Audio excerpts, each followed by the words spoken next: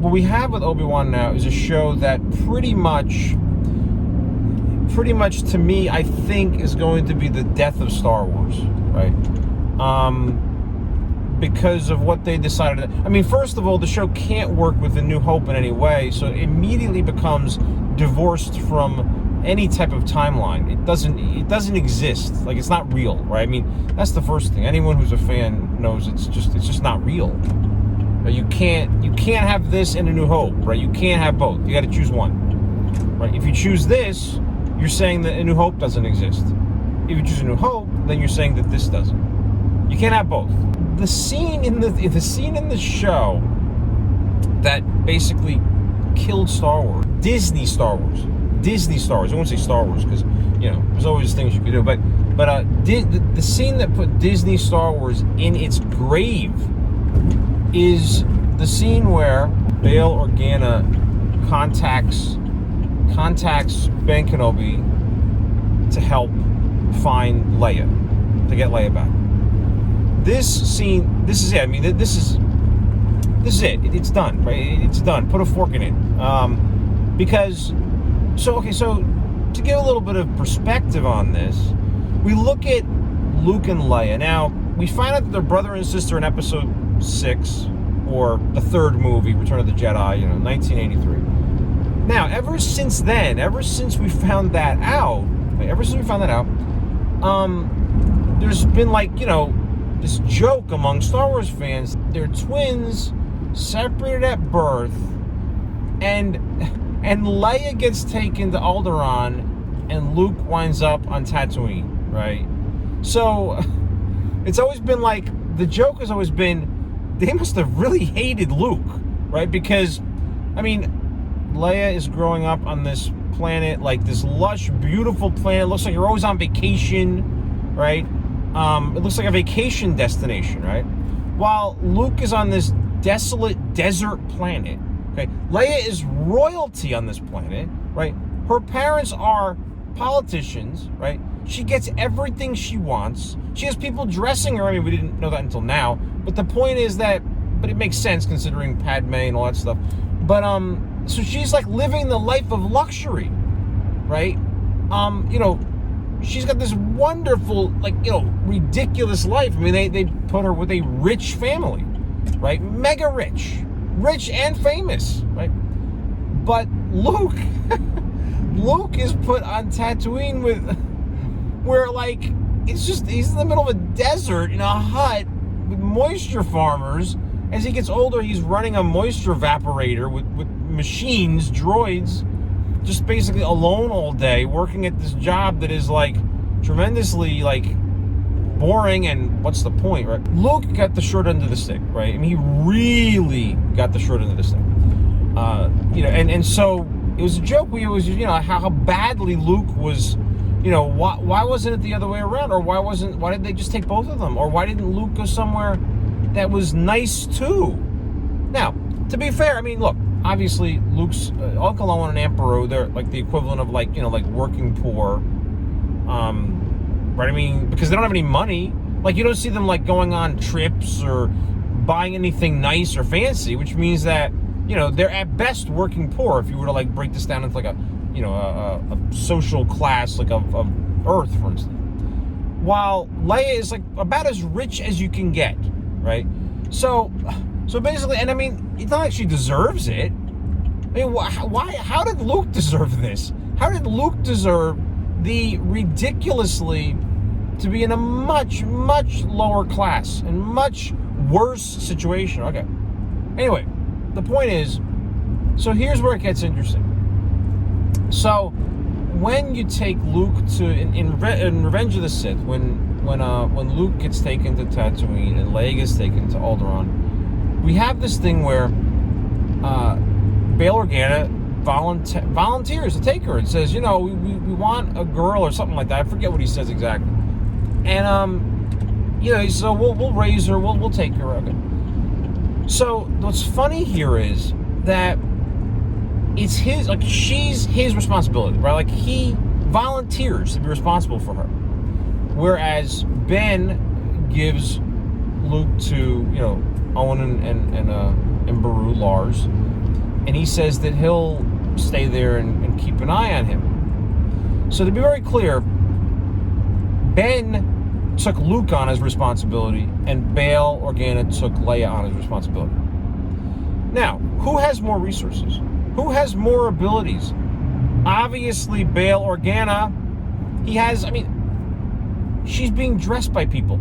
He has all these resources to have, a police force, a security force, whatever he wants. Whatever he wants to keep her safe. Whatever he wants, right? He has all kinds of resources, right? But he screwed up, right? Now, the funny part about this is that, so when he calls Ben, because, it's totally his fault. It's 100% his fault.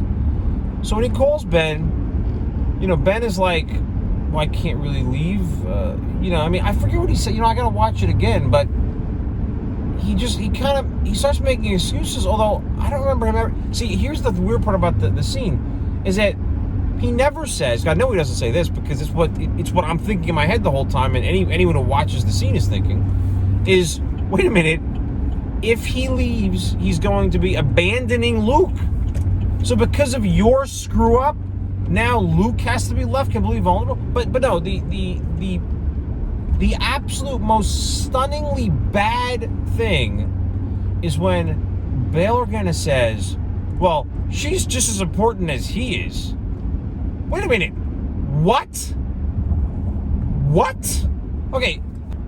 Up until this point in time, the 10 years of their lives, right, of Luke's life and Leia's life, Leia has basically been treated as if she's infinitely more important than Luke. Way more important than Luke. Right? So when he says that line, that's crazy. That's completely insane, right? Yeah, she's as important as him. Really? Duh. I never would have guessed, considering that you treated her like she was way more important than him. You know what's funny? What's really funny is that Ben could have used the same line back at him and said, wait a minute, hold on. You're asking me to leave Luke, leave him totally unprotected. He's just as important as she is. You want him to leave here and then anything can happen to Luke. I'm the protector, you idiot. You're the one who screwed up your responsibility. Right? That's what happened. Oh my God, who wrote this dialogue? Who wrote this dialogue? It's like, not only is it, the weird part about it is, it's like dialogue that's the complete opposite of reality, right? Leia's been treated as if she is more important by far for her entire life by putting her with Bail Organa instead of where Luke goes. Luke, up until this point, Luke has been treated like he's maybe like 1/100th of the importance as Leia, right? But now all of a sudden, because you, with all your resources, you screwed up. Now you want Ben to abandon. It's like saying, well, we gave Luke a really crappy life, but because we screwed up, it's kind of like there's a really strong rich and poor analogy here. This is a situation where this mega rich elite family that Leia is part of is looking to these poor, because really Ben's situation, he's like poor. He's, look at him in the earlier scene where the one guy's getting treated badly by the other. He's in really, bad shape. He's living a modest, meager life, right? Poor, working poor, but whichever one you want to count it as. And so Bail Organa is like, the funny part about this scene is that he's doing the opposite. He's basically saying, hey, you know what? Luke doesn't matter. Luke's not important. Well, Leia's important, not Luke. What's wrong with you? Didn't you remember why we put Leia on this rich, why Leia got to go with this rich family? And Luke is like in this, in pittance. Pittance of a, Luke is in this ridiculously poor situation compared to Leia. So anyway, and so it's like the opposite of reality. When you're watching a television show or a movie and you see dialogue or behavior or something that happens where it's the complete opposite, like the opposite of reality, that is very, very, I'm not sure the right word is. it's very disturbing. It's very, very disturbing. Because it makes you wonder, like, this person, did they actually watch Star Wars? Like, how can a person be thinking this? The person that wrote that dialogue, how on earth could that have gone through their head?